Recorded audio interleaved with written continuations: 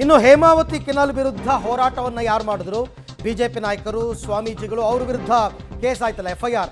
ಈಗ ವಿಜಯೇಂದ್ರ ಅವರು ಬಿಜೆಪಿ ರಾಜ್ಯಾಧ್ಯಕ್ಷ ಸರ್ಕಾರದ ಮೇಲೆ ವಾಗ್ದಾಳಿಯನ್ನು ನಡೆಸಿದ್ದಾರೆ. ಏನಂತ ಬಿಜೆಪಿ ರಾಜ್ಯಾಧ್ಯಕ್ಷರು ಹೇಳ್ತಕ್ಕಂಥದ್ದು, ಪ್ರಜಾಪ್ರಭುತ್ವ ವಿರೋಧಿ ನಡೆ ಇದು. ಸರ್ಕಾರ ಯಾವ ರೀತಿ ನಡ್ಕೋತಾ ಇದೆ ಅಂತಂದರೆ ಹೋರಾಟ ಮಾಡೋದಕ್ಕೂ ಅವಕಾಶವನ್ನು ಕೊಡ್ತಾ ಇಲ್ಲ. ಹಾಗಾಗಿ ಸರ್ಕಾರ ಏಕಪಕ್ಷೀಯ ನಿಲುವುಗಳನ್ನು ತಗೊಂಡು ಕಾನೂನನ್ನು ಹಾಳು ಮಾಡ್ತಾ ಇದೆ. ಇದು ವಿಜಯೇಂದ್ರ ಅವರು ಆಗ್ರಹಿಸಿರ್ತಕ್ಕಂಥದ್ದು. ರವಿಕುಮಾರ್ ಅವರು ಮಾತನಾಡಿದ್ರು ಈ FIR ವಿಚಾರಕ್ಕೆ ಸಂಬಂಧಪಟ್ಟಂತೆ. ವಿಜಯೇಂದ್ರ ಕೂಡ ಈಗ ದ್ವೇಷ ರಾಜಕೀಯವನ್ನು ರಾಜ್ಯ ಸರ್ಕಾರ ಮಾಡ್ತಾ ಇದೆ, ಮೊದಲು ಇದನ್ನು ಬಿಡಬೇಕು ಅಂತಕ್ಕಂಥದ್ದು. ಯಾವ ಹಕ್ಕಿಗಾಗಿ ಹೋರಾಟ ಮಾಡಿದ್ದಾರೆ ಅದನ್ನು ಅರ್ಥ ಮಾಡ್ಕೋಬೇಕು. ನೆಲ, ಜಲ, ಭಾಷೆಯ ವಿಚಾರಕ್ಕೆ ಹೋರಾಟ ಮಾಡಿದಾಗ ಅಂಥವ್ರ ಕೇಸನ್ನು ವಾಪಸ್ ಪಡೀಲಿ.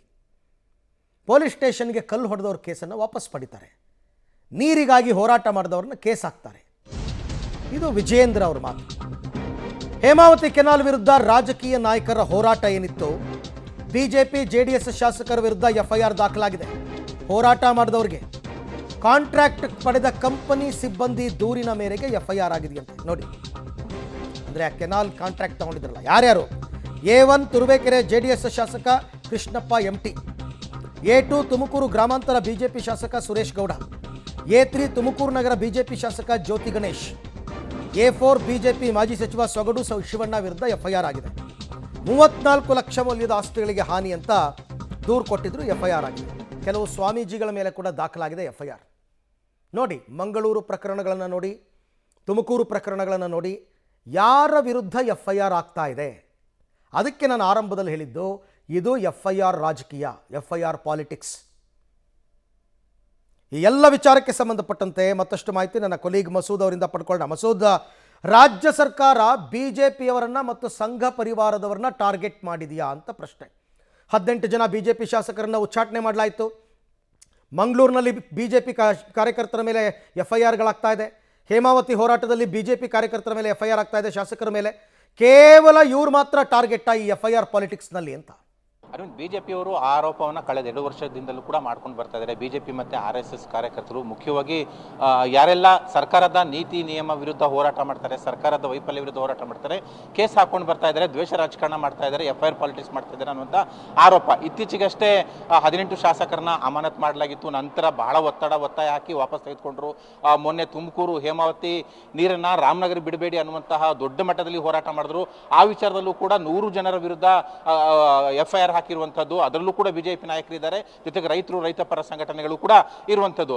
ಅದಕ್ಕೂ ಮುನ್ನ ಆದಂತಹ ಸುಹಾಸ್ ಶೆಟ್ಟಿ ಕೊಲೆ ಪ್ರಕರಣ ಏನಾಯಿತು, ಆ ಸಂದರ್ಭದಲ್ಲಿ ಶ್ರದ್ಧಾಂಜಲಿ ಕಾರ್ಯಕ್ರಮದಲ್ಲಿ ಭಾಷಣ ಮಾಡಿದ್ರು ಅನ್ನುವಂಥ ಕಾರಣಕ್ಕಾಗಿ ಕಲ್ಲಡ್ಕ ಪ್ರಭಾಕರ್ ಅವರ ವಿರುದ್ಧನೂ ಕೂಡ FIR ದಾಖಲು ಮಾಡಲಾಗಿದೆ. ಹರೀಶ್ ಪೂಂಜಾ ಅವರ ವಿರುದ್ಧ FIR ದಾಖಲು ಮಾಡಲಾಗಿದೆ.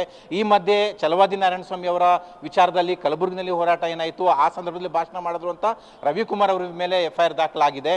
ಹೀಗೆ ಸಾಲು ಬಿಜೆಪಿ ಮತ್ತು RSS ನಾಯಕರು ಕಾರ್ಯಕರ್ತರ ಮೇಲೆ FIR ದಾಖಲು ಮಾಡಲಾಗ್ತಾ ಇದೆ. ಜೊತೆಗೆ ಟಾರ್ಗೆಟ್ ಪಾಲಿಟಿಕ್ಸ್ ಅನ್ನ ಕಾಂಗ್ರೆಸ್ ಸರ್ಕಾರ ಮಾಡ್ತಿದೆ ಅನ್ನುವಂಥ ಆರೋಪ. ಆದರೆ ರಾಜ್ಯ ಸರ್ಕಾರ ಇದನ್ನ ಒಪ್ಕೊಳ್ತಾ ಇಲ್ಲ. ಇತ್ತೀಚೆಗಷ್ಟೇ ಮುಖ್ಯಮಂತ್ರಿಗಳು ಯಾರೆಲ್ಲ ದ್ವೇಷ ಭಾಷಣ ಮಾಡ್ತಾರೋ ಅವರೆಲ್ಲರ ವಿರುದ್ಧನೂ ಕೂಡ ದೂರು ದಾಖಲು ಮಾಡಿ ಅನ್ನುವಂತಹ ಖಡಕ್ ಆದಂತಹ ಸೂಚನೆಯನ್ನು ಅಧಿಕಾರಿಗಳಿಗೆ ಕೊಟ್ಟಿದ್ರು. ಆ ಸೂಚನೆ ಬಂದ ನಂತರ ಕಲ್ಲಡ್ಕ ಪ್ರಭಾಕರ್ ಭಟ್ ಅವರ ವಿರುದ್ಧ ದೂರು ದಾಖಲಾಗಿರುವಂಥದ್ದು.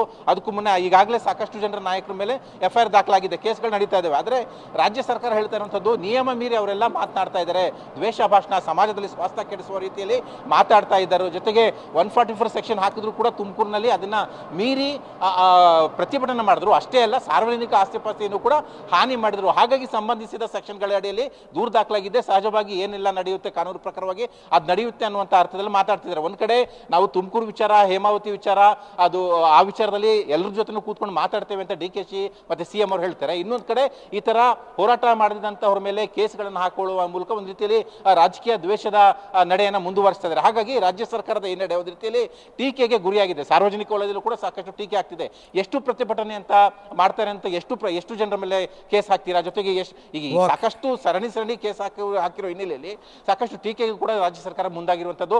ಈಗ ಬಿಜೆಪಿಯನ್ನು ಆಗ್ರಹ ಮಾಡ್ತಿದೆ ಅಂದ್ರೆ ತುಮಕೂರು ವಿಚಾರದಲ್ಲಿ ಸರ್ವಪಕ್ಷ ಸಭೆ ಕರೆದು ಬಗೆಹರಿಸಿ 2 ಜಿಲ್ಲೆಗಳಿಗೆ ಹಿತ ಕಾಪಾಡುವ ನಿಟ್ಟಿನಲ್ಲಿ ತೀರ್ಮಾನ ತೆಗೆದುಕೊಳ್ಳಿ ಎನ್ನುವಂಥದ್ದು ಒಂದು.